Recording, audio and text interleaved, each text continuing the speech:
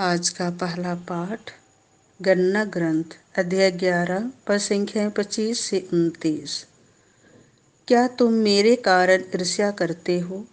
अच्छा यही होता कि सारी प्रजा भविष्यवाणी करती।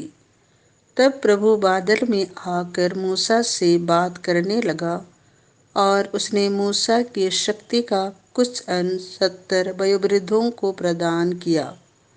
इसके फलस्वरूप उन्हें एक दिव्य प्रेरणा का अनुभव हुआ और वे भविष्यवाणी करने लगे। बाद में उन्हें फिर ऐसा अनुभव नहीं हुआ। दो पुरुष शिविर में रह रहे थे।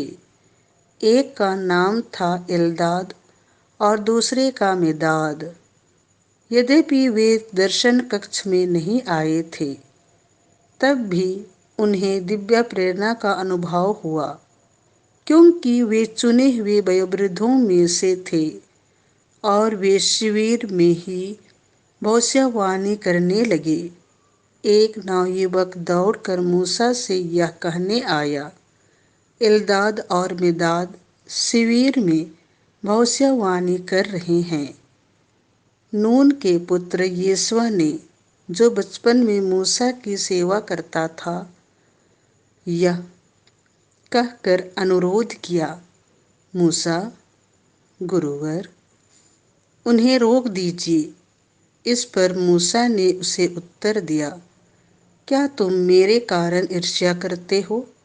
अच्छा यही होता कि प्रभु सबको प्रेरणा प्रदान करता और प्रभु की सारी प्रजा भविष्यवाणी करती।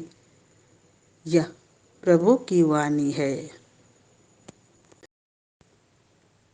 आज का दूसरा पाठ संत याकूब का पत्र अध्याय 5 1 से 6। आपकी संपत्ति सड़ गई है। हे धनियों, मेरी बात सुनिए।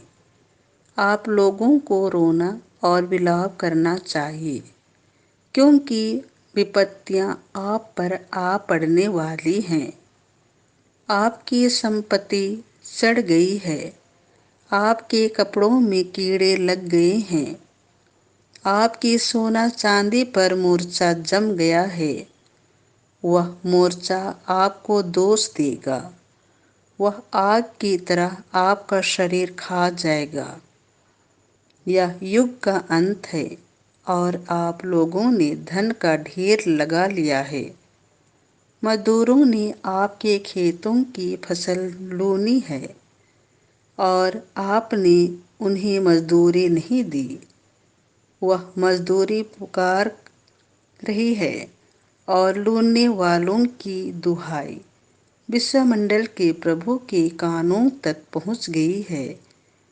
आप लोगों ने पृथ्वी पर सुख और भोग विलास का जीवन बिताया है और वध के दिन के लिए अपने को हिष्ट पुष्ट बना लिया है। आपने धर्मी को दोषी ठहराकर मार डाला और उसने तुम्हारा कोई विरोध नहीं किया। यह प्रभु की वाणी है। संत मार्कुस के अनुसार पवित्र सुसमाचार अध्याय 9 पद संख्या 38 से 43, 45 से 47, 48। जो तुम्हारे विरोध नहीं है, वह तुम्हारे साथ ही है। यदि तुम्हारा हाथ तुम्हारे लिए पाप का कारण बने, तो उसे काट डालो।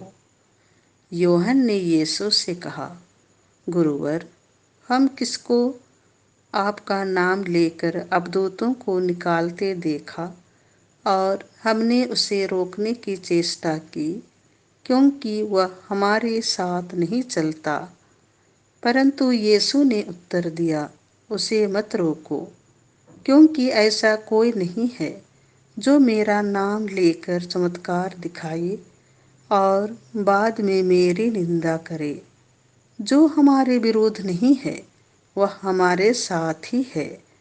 जो कोई तुम्हें एक प्याला पानी भर इसीलिए पिला दे कि तुम मसीह के शिष्य हो, तो मैं तुम्हें विश्वास दिलाता हूँ कि वह अपने पुरस्कार से वंचित नहीं रहेगा।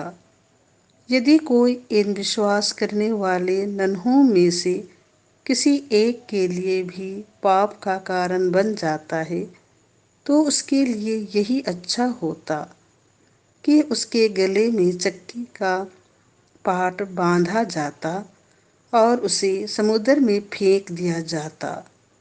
और यदि तुम्हारा हाथ तुम्हारे लिए पाप का कारण बन जाए तो उसे काट डालो। अच्छा यही है कि तुम लूले होकर ही जीवन में प्रवेश करो, किंतु दोनों हाथों के रहते नरक की न बुझने वाली आग में ना डाले जाओ। और यदि तुम्हारा पैर तुम्हारे लिए पाप का कारण बन जाए तो उसे काट डालो। अच्छा यही है कि तुम लंगड़े होकर ही जीवन में प्रवेश करो, किंतु दोनों पैरों के रहते नरक में ना डाले जाओ। और यदि तुम्हारी आँख तुम्हारे लिए पाप का कारण बन जाए तो उसे निकाल दो। अच्छा यही है कि तुम काने होकर ही ईश्वर के राज्य में प्रवेश करो, किंतु दोनों आँखों के रहते नरक में ना डाले जाओ, जहाँ उनमें पड़ा हुआ कीड़ा नहीं मरता और आग नहीं बुझती है। यह प्रभु का सुसमाचार है।